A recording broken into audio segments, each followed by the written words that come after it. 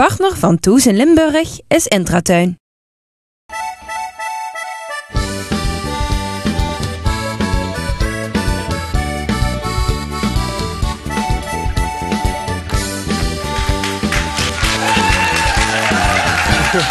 Welkom terug bij Thuis in Limburg. Nog altijd vanaf de Intratuin in Roermond. En aangeschoven hier op de bank is niemand minder dan Ronnie Ruijsdaal. Ja. Mogen we nog zeggen van de Johnny's of moet dat helemaal er vanaf nu? Nou, dan moet je zeggen voorheen van de Johnny's. Voorheen van de Johnny's. Want vroeger was ik van de Johnny's en tegenwoordig ben ik Ronnie Ruijsdaal. Ja, Ja. de onvervalste harde G, Amsterdamse accent, dat zit nog steeds erin, hè? Ja, dat hoor je natuurlijk in mijn nieuwe single Kom erbij. Onderweg draaide ik hem nog eventjes. Toen dacht ik, oh ja, dit is in Limburg natuurlijk. Kom erbij, kom er maar lekker bij. Schuif allemaal een tikkeltje opzij. Ja, kom erbij. Ja, Ja. Maar je dacht, we gaan naar de Intratuin, maar hier hebben ze planten en geen komkommers, hè? Nee, ik ben eerst nog een rondje gelopen om te kijken of ze kleine plantjes hebben. Hebben ze ook niet. Nee. Nou, we gaan het over de muziek hebben. Het Ja. is zomer. Ga je dan alle zomerfestivals af? Ja, ik ben al heel druk bezig. Ik ben afgelopen donderdag in Rhenen geweest bij de Rijnweek. Ik ga naar de Nijmeegse Zomerfeesten. In heel Nederland heb je van dat soort festivals. Dus ik heb heel veel Douwpop heb ik gehad in Twente. Dan ga ik nog na de Vierdaagse. Dat is op maandag, woensdag vlieg ik naar Gran Canaria. Vlieg ik donderdag naar Portugal, naar Albufeira, naar Kijk alle aan. artiesten. Vlieg ik vrijdag naar Spanje. Kom ik weer terug naar Middenbeemster. En dan rijd ik nog met de auto naar het Gardameer. En dan heb ik ook nog 2 optredens. Dus. Ongelooflijk. Dus het is een drukke tijd voor jou de zomer. Ja, het is heel druk. Het is veel drukker dan ik, volgens mij, dan ik het ooit heb gehad. Meestal ben je gewend, als artiest zijn in juli, dan is het wat rustiger. Want dan zijn de meeste mensen op vakantie, zijn er wel veel festivals. Maar dat is vooral in juni en in augustus, september. En juli is meestal een rustige maand. En ik heb nu in juli, ik heb het druk. Ja. Bij mij is het geen komkommertijd. Nee, dat wil ik maar zeggen, want de Ja. kranten die zijn niet zo dik deze week. Maar de CD van jou die is goed gevuld, toch? Ja, precies. Je nieuwe single, Kom erbij. Ja. Waar gaat die over? Mijn nieuwe single, ja, die gaat eigenlijk over... ik ga op reis. Ik ben een soort van rattenvanger van Hamelen. En ik nodig iedereen om mee te gaan. En ik ga ergens naartoe waar het goed is. En ik zeg tegen mensen, ga mee naar waar het goed is. Ja. Daar stroomt het bier uit de fontein. Is sangria een medicijn. Dus loop maar lekker mee met mij. En als we uiteindelijk erachter komen dat we niet weten precies waar we naartoe gaan... maakt het niet uit, loop maar lekker mee. Dan loop je samen, ben je toch niet alleen. Ja, maar Limburg is natuurlijk, als het gaat om bier en zo... dat is natuurlijk de provincie van Limburg. Ja, en ik ben vorig jaar een week in Zuid-Limburg geweest. En toen heb ik daar gewandeld. En wat mij betreft is het ook echt de provincie van het wandelen. Ja, in Noord-Limburg ken ik minder, maar Zuid-Limburg is natuurlijk... Limburg is natuurlijk prachtig om te wandelen, fantastisch. Ja. Kom je vaak in Limburg? Want ik kan me voorstellen, Limburg heeft haar eigen muziek, haar eigen cultuur. Is het misschien voor iemand met een Amsterdams accent wat moeilijker doorbreken? Ja, dat is in de loop van de tijd gebleken dat je meestal golfbeweging hebt. Daar heb ik het wel toch over 10 jaar terug heel veel in Maastricht studentenfeesten gezeten. Ja. En van alles en nog wat. Ja, Valkenburg, ik ben overal wel geweest in de hele provincie. En het wisselt altijd. De ene keer is het drukker, maar wat je zegt, het is wel zo. Kijk, carnaval, dan heb ik in Limburg niks te zoeken, want dan hebben jullie allemaal je eigen muziek. Ja. Nou ja, prima, dat vind ik ook leuk, dat is goed. Ja. Toch nog even terug, we zeiden al vroeger van de Johnny's. Ja. Dat deed je met je zonen. Ja. Waar zijn ze nou? Waarom zijn ze bij jou erbij? Nou ja, dat is uiteindelijk een heel lang verhaal. Mijn ene zoon wilde ermee stoppen. En dat heb ik het over 3-4 jaar geleden. Die zei toen, ik wil eigenlijk stoppen. Ik wil niet meer iedere zaterdagavond... Ja, de ene zaterdagavond vertrek je om 10 uur naar Den Helder. De volgende zaterdagavond vertrek je om 11 uur naar Zierikzee. Dus, en hij zei, daar ben ik een beetje klaar mee. En zodoende is het gekomen dat hij eruit is gestapt. Dat we nog met z'n tweeën over waren. Toen hebben we de boel opgesplitst. Toen is Friso verder gegaan met nieuwe Johnny's. En ik ben als Ronnie Ruijsdaal door het land gegaan. Dus we zijn allebei bezig om op te treden overal. Ja. En de hoogtijdagen van de Johnny's, toen stonden jullie volgens mij elk weekend 10 optredens, volle tenten. Gaan we door, toch? Ja. Wij hebben natuurlijk echt... in 1995 was onze piek. Want toen kwam Dansje de Lange en Dansje de Lange stond toen op 5 in de top 50 of 100 of 40 of wat het toen ook maar was. Dus toen in één keer waren de Johnny's in Nederland, die waren er. En toen werd de regio waar we speelden steeds maar groter. En sinds die tijd heb ik eigenlijk... ik sta ieder jaar 100 keer op een podium en ik hoop dat het nog jaren zo blijft. Ja. Heerlijk. Eigenlijk vanaf die tijd is het Nederlandse levenslied ook bij een groter publiek toegankelijk geworden. Hè? Vroeger werden we wel zeggen van die Hollandse hitjes, smartlappen. Wat moeten we ermee? Maar sindsdien, kijk naar alle Fransje Bouwers van deze wereld. Het gaat super, hè? Ja, Nederlandstalige muziek is op een gegeven moment, zal ik maar zeggen, ja, dat is gegroeid. Er is een tijd geweest dat mensen echt een hekel hadden. Dat de jeugd echt een hekel had aan Nederlandstalige muziek. En toen was er echt een piek. Ik denk dat de piek wel een beetje geweest is. Ik denk dat Nederlandstalige muziek nog steeds populair is. Maar ik vind nu dat je ook weer heel veel andere muziekstromingen... En dat vind ik ook heel erg leuk. Dus ook Nederlandstalig, maar dan wel bijvoorbeeld de rap en zoiets. Ja, dat vind ik zelf ook geweldig. Dus als het maar muziek is, maakt het mij niet uit wat het ook is. Nou, als ze het maar leuk vinden. We gaan luisteren naar jouw muziek. Ik zou zeggen, leg de microfoon neer, dan mag je gereed gaan staan. En dan ga ik je nog een keer aankondigen, want we gaan je nieuwe single nu horen, hè? Ja. Oké. Ik zeg nog niet hoe die heet. Dat hebben we al een paar keer gezegd. Oké, zeg toedeledokkie, veel plezier ermee. Dankjewel. Ja, dames en heren, en ook hier de mensen bij de Entertuin Roermond. Speciaal voor u allen is hier Ronnie Ruisdaal met zijn nieuwe hit Kom erbij. Oké, dames en heren, dan komt hij dan. Kom erbij. En je mag meezingen hoor, als je wil. Ja, goed zo. En die hele fanclub hier van Wout Poels hebben allemaal een vlaggetje. Ben ik blij met jullie, jongens en meiden. Goed. Oké, daar gaat hij dan. Een stukje van de clip is nog opgenomen in Noord-Limburg. Door het land van stad naar stad, dansend en ik zing daar wat. Zie de zon en raak de zee. Deur open, koffie klaar, iedereen staat bij elkaar. Ze willen alle met me mee.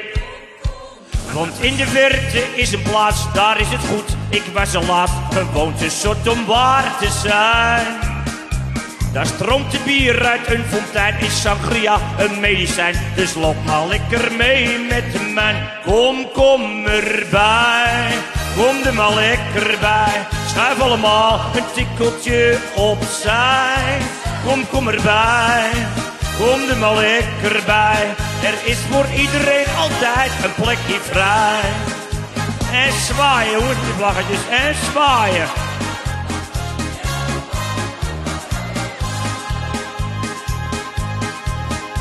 En net als ik me lekker voel, vraagt iemand zich, wat is het doel? Waar breng je ons vandaag weer heen?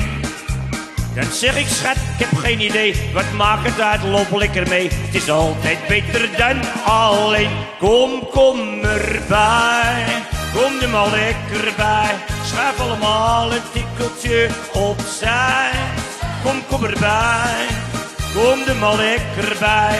Er is voor iedereen altijd een plekje vrij. We gaan zo dadelijk nog even de andere mensen erbij roepen. Dan gaan we heel snel zeggen, kom erbij, kom erbij. Kom erbij, kom erbij, kom erbij, kom erbij, kom er lekker bij. En nog een keer. Kom erbij, kom erbij, kom erbij, kom erbij, kom er lekker bij. Kom erbij. Kom er maar lekker bij. Schuif allemaal een tikkeltje opzij. Kom erbij. Kom er maar lekker bij. Er is voor iedereen altijd een plekje vrij. Ja, papa. Ja, papa, ja, papa, er is voor iedereen altijd een plekje vrij. Mag u nog één applaus voor deze dames en heren?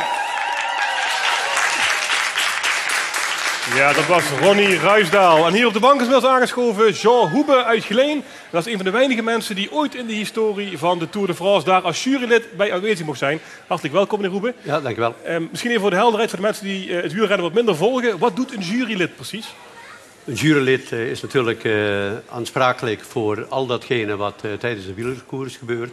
In wezen moet je dus vergelijken met een voetbalscheidsrechter die wat met gele en rode kaart zwaait. Maar die wat uiteraard van tevoren ook diverse besprekingen, vergaderingen met collega's, met organisatoren, met trainers zal hebben om de zaakjes goed voor elkaar te laten verlopen. Dus u bent degene die in die open auto staat en die het overzicht houdt over het peloton? Ja, en we doen dat niet alleen omdat we zo graag gezien willen worden. Maar doen we gewoon voor het feit dat je naar voren en naar achteren een veel beter overzicht hebt over de karavaan en al datgene wat kan gebeuren. Zowel voor je, waardoor je kunt constateren hoe een bepaalde valpartij ontstaan zou zijn of waar een lekke band aan de orde is. Maar achteruit kijkende natuurlijk of daar geen gekke dingen gebeuren. Ja, maar hoe doe je dat? Want het peloton is vaak een langgerekt lint. Je kunt natuurlijk onmogelijk al die 180 renners in één keer in de gaten houden. Nee, dat klopt. Datgene wat voorin gebeurde in zo'n peloton van, laat ik zeggen, 180 renners.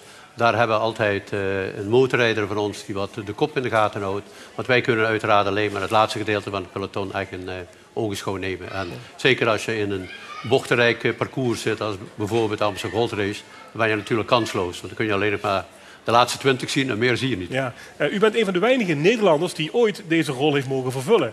Ja, inderdaad. Ik was de eerste in 1977. Ik heb daarna nog in 78, 79, 86, 90 en 91 ook nog een functie in de Ronde van Frankrijk mogen vervullen.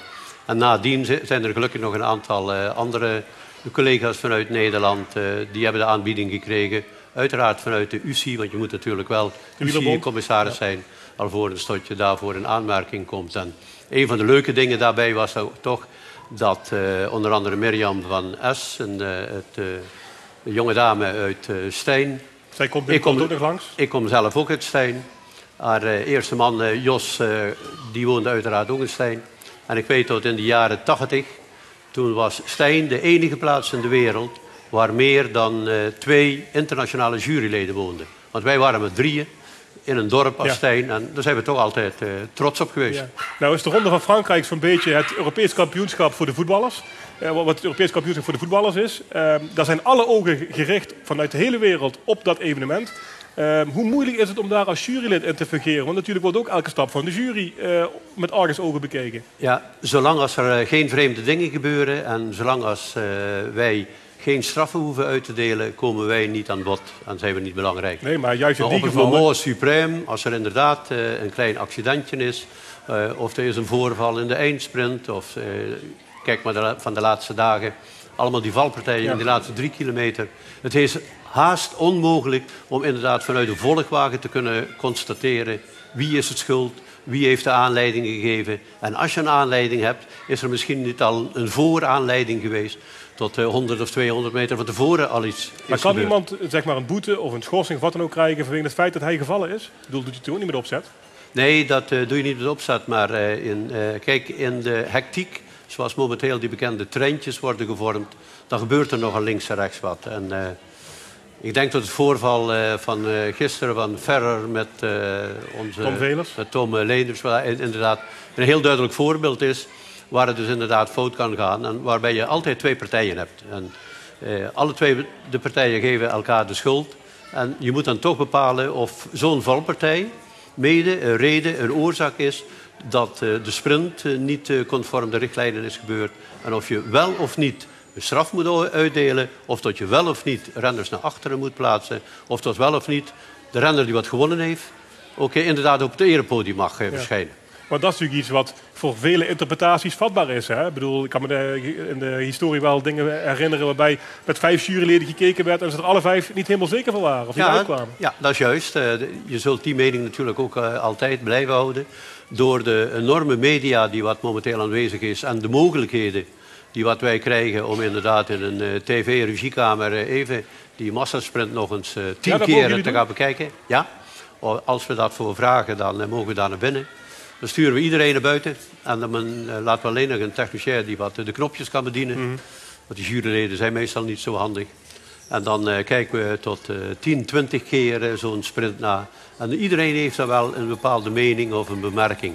Maar als je hem vaak genoeg hebt gezien, dan kom je best wel met z'n 5 tot een oplossing. Ook al is de stand dan maar 3-2. Maar je moet wel kiezen. U heeft die Tour dus meerdere keren meegemaakt. Wat is voor u het mooiste van dat hele circus Tour de France? Ja, dat is natuurlijk de hele ambiance die wat erbij betrokken is. Vanaf het moment dat je 3 dagen voor de start al aanwezig bent in de startplaats, dan ben je eigenlijk al meteen opgenomen in dat circus. En dan voel je meteen dat je in een tijdschema van 3 weken en elke dag opnieuw weer zult moeten meewerken om dat allemaal in goede lijn te krijgen. En om een typisch voorbeeld te geven, je staat normaal gesproken dan om 7 uur op. Je gaat om 7:30, 8 uur ontbijten. Je stapt in je auto die wat voor de deur staat. Die rijdt je 100 kilometer naar de nieuwe startplaats.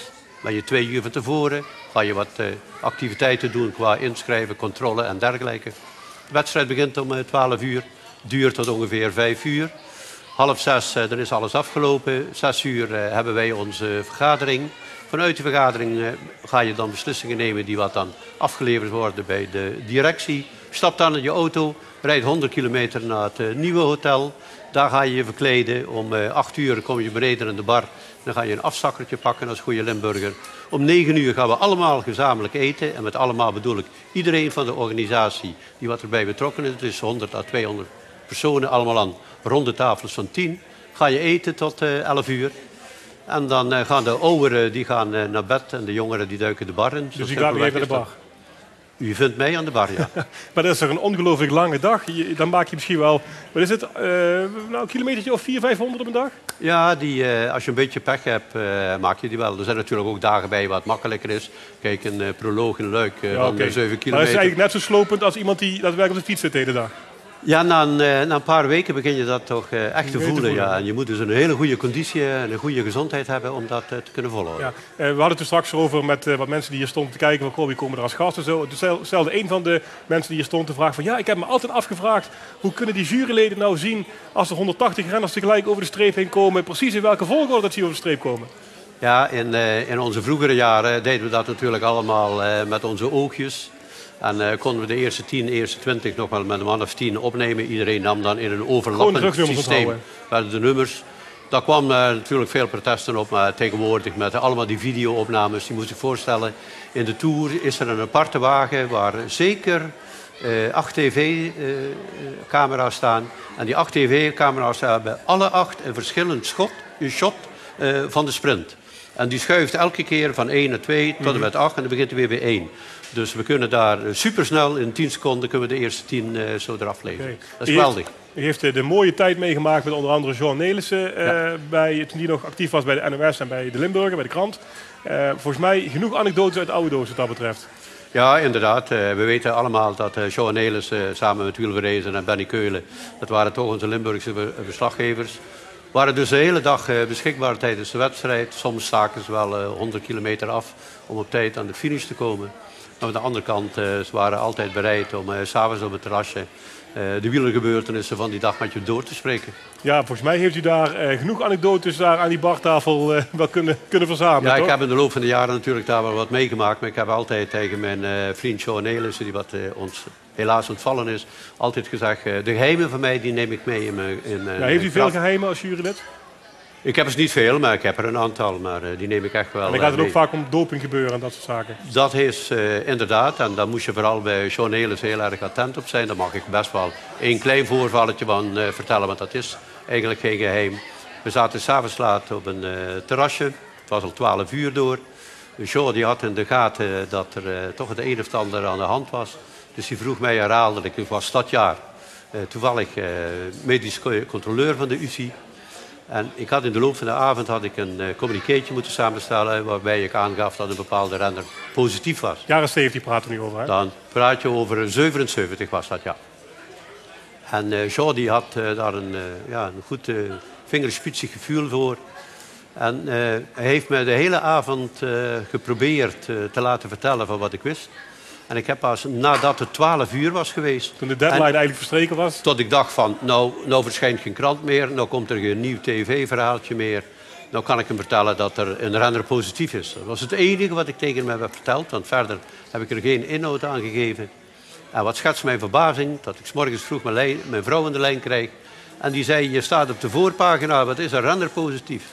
Ik denk, GVD, hoe is het dat mogelijk dat je zelfs op de voorpagina dat voor elkaar kreeg? Maar diezelfde dag had ik al een fax in Frankrijk van de UCI.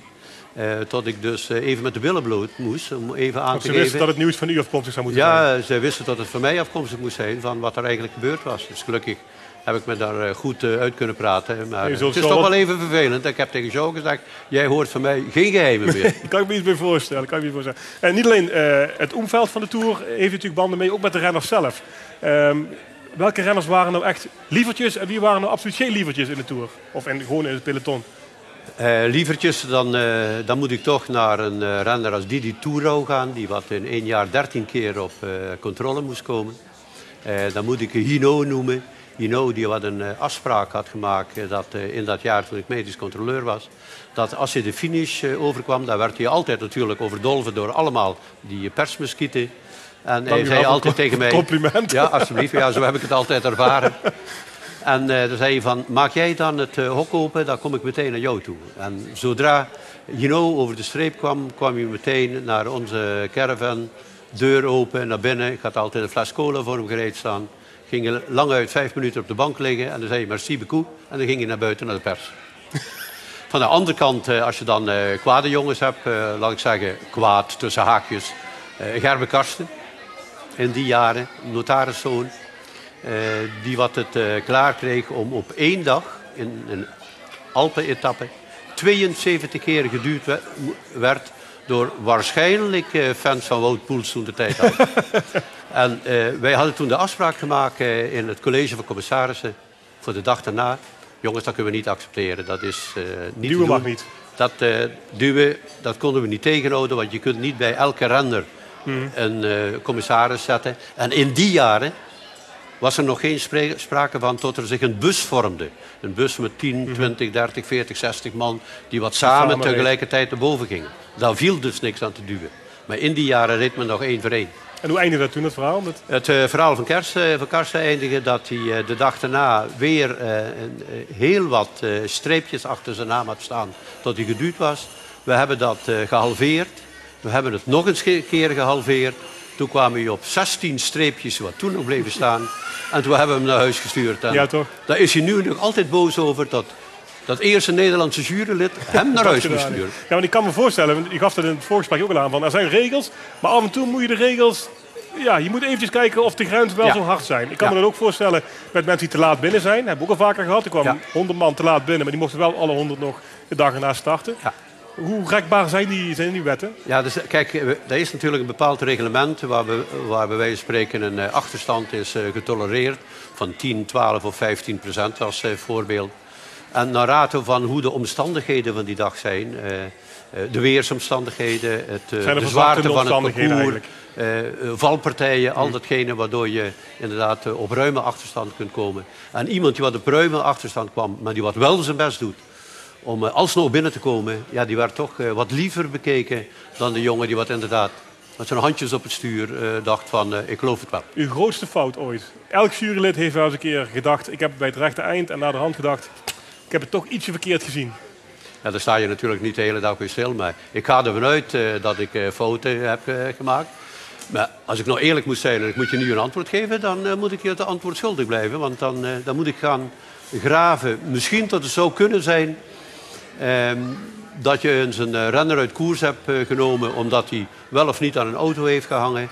En dat je achteraf hebt geconstateerd van ja, was het nou inderdaad wel noodzakelijk dat je hem naar huis moet sturen. Had je niet even het door de vingers kunnen kijken. Maar in grote lijnen zag ik de foutjes wat ik heb gemaakt, die zijn zeker aanwezig geweest. Maar die zullen nooit van betekenis zijn geweest dat de verkeerde winnaar op het podium stond.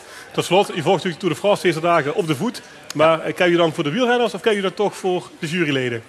Of zit je op de bank nog mee te strepen? Ik zit in eerste instantie te genieten van de natuur. De opnames die zijn momenteel geweldig.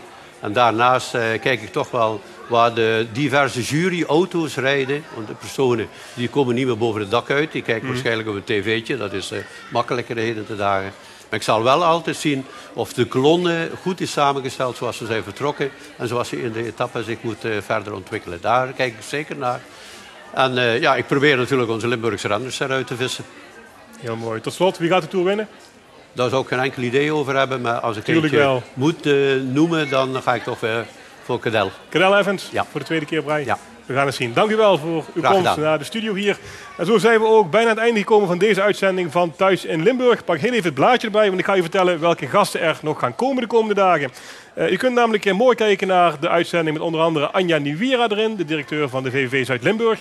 Die opnames kunt u helaas niet meer bijwonen, maar dinsdagmiddag om 2 uur hier bij de Intratuin in Roermond.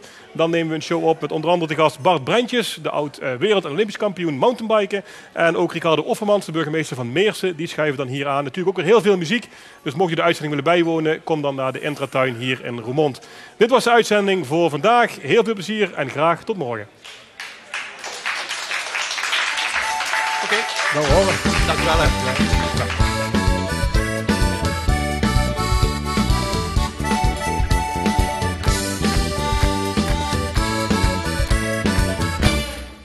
Partner van Toes in Limburg is Intratuin.